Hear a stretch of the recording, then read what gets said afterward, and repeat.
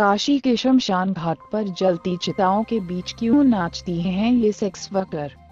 काशी का मणिकर्णिका घाट शमशान खूब मशहूर है, जिसके बारे में कहा जाता है कि यहाँ चिता पर लेटने वाले को सीधे मोक्ष मिलता है। दुनिया का वो इकलौता शमशान जहाँ चिता की आग कभी ठंडी नहीं होती, जहाँ लाशों का आना और चिता का जलना कभी नहीं थमता।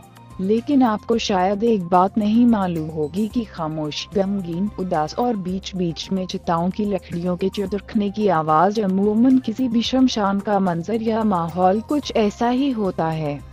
लेकिन अचानक अगर शमशान में घुंघरू बजने लग जाए और ढोलक की थाप पर ठुमरी का नाच होने लगे तो जी हाँ, आप नहीं मानेंगे कि मणिकर्णिका घाट में 364 में से एक ऐसी रात आती है जब इस शमशान के लिए जश्न की रात होती है। इस एक रात में इस शमशान पर एक साथ चिताएं भी जलती हैं और घुंघरुओं और तेज संगीत के बीच वेश्याओं के कदम थिरकते हैं। आइए जानते हैं आखिर क्यों यहाँ वेश्याएं जलती चिताओं के बीच नाचती गाती है। चैत्र नवरात्रि अष्टमी को आती है ये रात। दरअसल ये 350 साल पुरानी एक परंपरा है जिसमें वेश्याएं पूरी रात यहाँ जलती चिताओं के पास नाचती है और थिरकती है।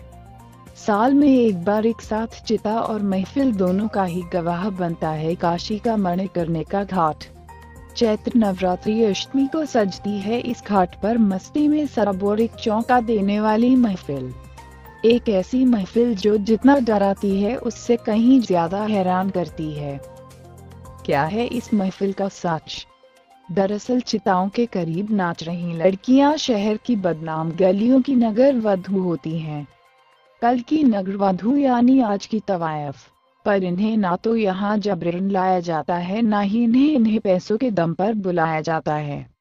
काशी के जिस मणिकर्णिका घाट पर मौत के बाद मोक्ष की तलाश में मुर्दों को लाया जाता है, वहीं पर ये तमाम नगर वधुएं जीते जी मोक्ष हासिल करने आती हैं।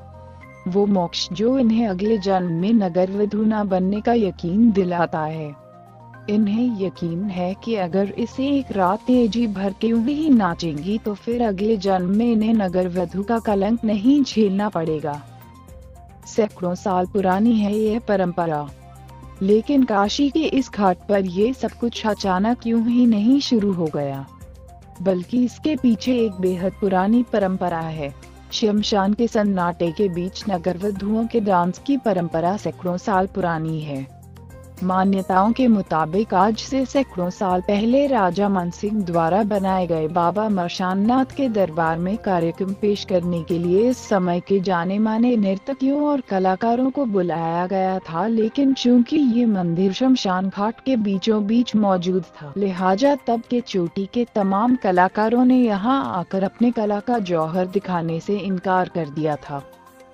फिर वेश्याओं को बुलाया गया, लेकिन चूंकि राजा ने डांस के इस कार्यक्रम का ऐलान पूरे शहर में करवा दिया था, लिहाजा वो अपनी बात से पीछे नहीं हट सकते थे। लेकिन बात यहीं रुकी पड़ी थी कि शमशान के बीच डांस करने आखिर आए तो आए कौन। इसी उधेड़-बुन में वक्त तेजी से गुजर रहा था, लेकिन किसी को कुछ समझ में नहीं आ रहा था। जब किसी को कोई उपाय नहीं सूझा तो फैसला ये लिया गया कि शहर की बदनाम गलियों में रहने वाली नगर वधुओं को इस मंदिर में डांस करने के लिए बुलाया जाए। उपाय काम कर गया और नगर वधुओं ने यहाँ आकर इस महाशमशान के बीच डांस करने का न्योता स्वीकार कर लिया। ये परंपरा बस तभी से चली आ रही है। देश के अलग अलग स्थानों में आती हैं। यहाँ आने वाली कोई भी नगर वधू पैसा नहीं लेती, बल्कि मन्नत का चढ़ावा अर्पित करके जाती है। कलकत्ता, बिहार, मऊ, दिल्ली, मुंबई समेत भारत के कई स्थानों से 20 से ऊपर नगर वधुएं यहाँ आती हैं।